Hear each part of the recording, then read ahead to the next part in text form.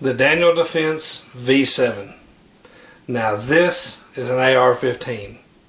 The first thing you'll notice about this rifle is it's badass. That's correct. This is my patrol rifle. I bought it because a lot of reasons. I've had it several years, probably 2.5, 3 years. It's one of the older Daniel Defenses, if there is such a thing. It's a relatively new company. But it's a real cool lightweight carbine. It's a 16-inch barrel. It's 1 in 7 twists instead of 1 in 9, so a little different twist, which I'll explain in a second. Has the mid-length gas system, I'll also explain in a second, and a collapsible stock. Of course, I'm in Texas. If you're in a state that doesn't allow 30-round mags or collapsible stocks or what have you, then do what you got to do. Some states are 10 rounds, and then, of course, California.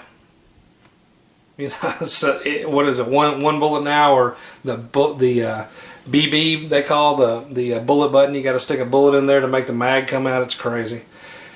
However, for the regular states that haven't been infringed upon, let me go through this rifle and show you a little bit about why I have it, what you would use it for. This is a patrol rifle for me as a police officer. I work as a detective, but I still have a rifle with me in the Tahoe that I'm issued, that I drive, just in case. I have an Eotech on here, as you can see, the XPS 2-0, which I love. It's the more compact Eotechs that have come out in the last couple of years. And this kind of lets it be a rifle from 100 yards in. Realistically from 50 yards in, but 100 and in. The reason is that's where most of our law enforcement work is done. If you're in an ultra-rural environment where you're going to get out, say, some huge long driveways or some big property, some acreage and things like that, then maybe you go with the scoped rifle because you're doing some more distance-oriented patrolling or rifle tasks if you're taking fire. In my environment, in most urban environments, and I'm in a fairly small community, it's going to be 100 yards or less. Realistically, it's going to be entry, 0, 5 feet, things like that, so there's no magnification whatsoever. 16-inch barrel, so you can still go through the house and get around the corners and what have you, and it's still compact to get out of a vehicle with it if you had to, and it does the job. I probably have 3,000 rounds through this rifle. It's never failed once. Let me tell you, Daniel Defense is mil-spec, and that's the reason I bought it. Mil-spec isn't necessarily the end-all be-all, just so you know, but it is really good. In a rifle, it definitely makes for a good rifle. Colt is also mil-spec, and that's pretty obvious because Colt has the M4 contract with the military, so they would be mil-spec since they're building the military rifles. Daniel Defense is another company that's mil-spec. Not a lot are, but some others are as well. Mil-spec means that a lot of different stuff goes into the rifle that is a certain quality level. Certain tests are performed, like on the bolt, on the parts themselves and the trigger group, things like that, that make it, including the barrel, that make it a mil-spec rifle, make it a cut above. Now, will a lesser rifle still do the job for you? Of course.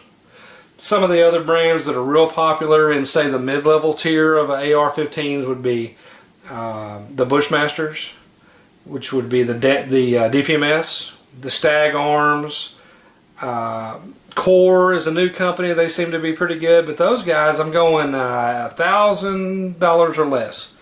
Probably $700 to $1,000. Those are great rifles. They're great for most people's use. Most people only put 200 or 300 rounds to their rifle ever because they don't practice.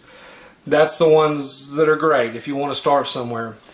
The next step up is going to be the Daniel Defenses, the Colts, things like that. And those other companies that I listed, they still have up-level models as well that come with more bells and whistles and therefore cost more dollars. DPMS has some stuff in the $2,000 range, and I have a DPMS. Bushmaster's good stuff. They issue that at my PD, so don't get me wrong. Don't think that I'm a rifle snob and I just like Daniel Defense or I just like mil-spec. No, I had the money. I paid extra. At the time, this was about $1,200. Now, MSRP is $1,500, and you're seeing them about $1,300, $1,350 on the street. But I wanted something that I knew was as good as I could afford at the time. There's even more now. Some of the stuff that I have on this rifle helped me in the job I'm doing with that rifle. I don't believe in a lot of stuff on an AR-15. Some guys hang lasers and all kinds of stuff off the front like the military would, and that's the mission they're doing. So if that's what they're required to do or that's what they need to do, then so be it. My gun's going to get out as light as possible. It's a 16-incher.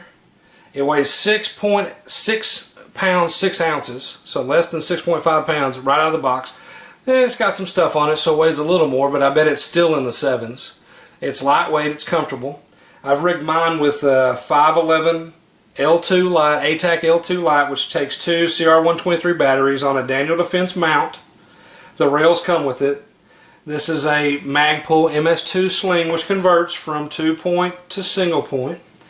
I've got PMags, is what I run, Magpul PMags. It has the Eotech XPS 2, Magpul backup sights, front and rear, as you see. They co-witness, meaning you can see these through the Eotech. If something went wrong with the Eotech, you have your iron sights, and they're real easy to shoot with, especially at close distance. Iron sights, pretty intuitive. I also have the Magpul bad lever.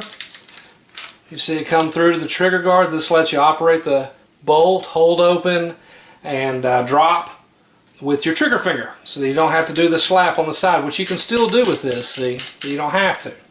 I also have the BCM gunfighter charging handle. I like the tactical charging handles because it lets you get a good grip. If you want to run the rifle, right, you can grab it with this hand while your firing hand is still in your firing controls. You can grab this, rack it like that, and you're good. You can't necessarily keep your face still on the stock, which is adjustable. This is a Magpul stock. But you can run the gun like this and get right back on the rifle. I also have, if you can see, the Magpul, let's see, ASAP plate. This lets the sling slide from side to side. What does that do for you? Now you can shoot right-handed or left-handed. If you have to switch shoulders because you're injured, switch shoulders to go around a corner, which is more common than being injured, what have you, this rifle does it. The sling goes on any side unrestricted. Some plates have just the tab sticking out here, or they have the tab sticking out here. And this one lets you do whatever. It's also quick detach, pull the cord, sling is off. I like that. Okay, gas system. This is a mid-length gas system, as I mentioned. By the way, this is the Daniel Defense MFR 12-inch 4N. That's what comes on the V7. I like it. It's a free float tube, meaning it doesn't touch the barrel up here. It only touches the rifle here at the receiver. That tends to be a little more accurate. It doesn't put weird pressures on the barrel. Also, you can lay this on a barricade while you're shooting, and it doesn't put pressure on the barrel, which is important. Now you can press down on the rifle and snug it in for more accurate shooting, and you're not pressing on that barrel and messing up the harmonics. The mid-length gas system. Standard gas system is a carbine length. What that means is the gas system is a tube. It comes out of the receiver right here. When gas is fired, when the rifle's fired, gas goes down the barrel, and then it goes up a tube, back in here, and it makes the bolt go back, grab another round, and go forward. Okay, well, it goes forward because of a spring, but it goes back because of gas.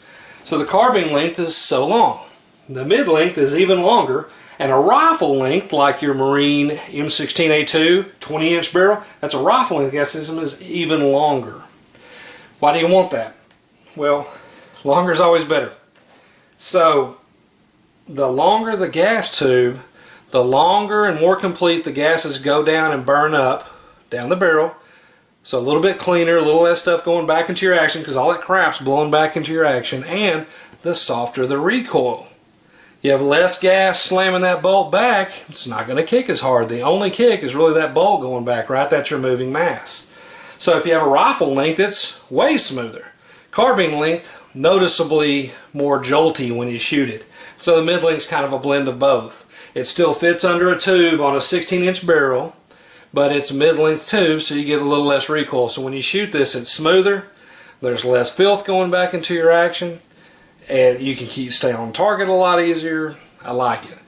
A lot of my guns, for example, my Remington R-15 camo AR-15 hunting rifle, also mid-length. It's an 18-inch barrel, but it's a mid-length system. A lot of my guns are mid-length systems. I forgot to mention this is an ergo grip on here, which I also like. It's really comfortable, and it has a little spot in the bottom where you can do some batteries. So the gun runs flawlessly. Why do I have it set up like this? Again, it lets me do close quarters, which I say would be something like entry and what have you in law enforcement, but from a home defense standpoint, That could also be clearing your house or going after the bad guy there. Or again, you can do in and out of a vehicle with it a little better. I know some guys like the shorties. And that could be applicable to a civilian as well. You might keep a truck gun, and this is the gun that you can easily get out in the case of a coyote or a two-legged predator, something like that. So the rifle is set up this way. By the way, that's a Magpul RSA, this little attachment right here that lets the sling click to it. Well, let me take this off and I'll show you. Okay. I shoot the rifle like this. Okay, there you go. So if you're shooting a rifle like this, then there's the button for your thumb for the light, right? I shoot a rifle like this because you probably shoot your deer rifle like this. You probably shoot your BB gun like this. This is how you shoot a rifle. I don't shoot like this. I don't shoot like this, way up close. I shoot like that. This lets you swing a little bit better, gives you some more control, seems to let you stop better. If you're swinging across, you can stop, and seems to be a lot, pretty stable, a lot more stable. So I shoot like that. This puts my light right here. My sling is below it. It doesn't interfere with anything. It lets me come off, still run the bolt, whatever I'm doing, my charging handle. Mag release is here, standard stuff. Bullets are in the mag because that's where they go. Guns are dangerous. And that's kind of the setup. So I highly recommend the Daniel Defense if you couldn't tell. It runs great. It shoots great. Okay, there's your cover. It's mil spec. It will not fail you as far as I can tell. They also have great service, longer than normal barrel lives because they're hammer forged and they make their own barrels. So this is a good company. If you're looking for a little more upper end gun, but not something crazy like your $2,000 or $3,000 guns, at about $1,300, $1,250, this is a good gun for you. I hope that you like the video. I hope that you subscribe to the channel, like the video, get some views on there, share it with your friends. Please leave some comments. Tell me what you want to see next. We may go concealed carry or we may go out to the range. Thanks.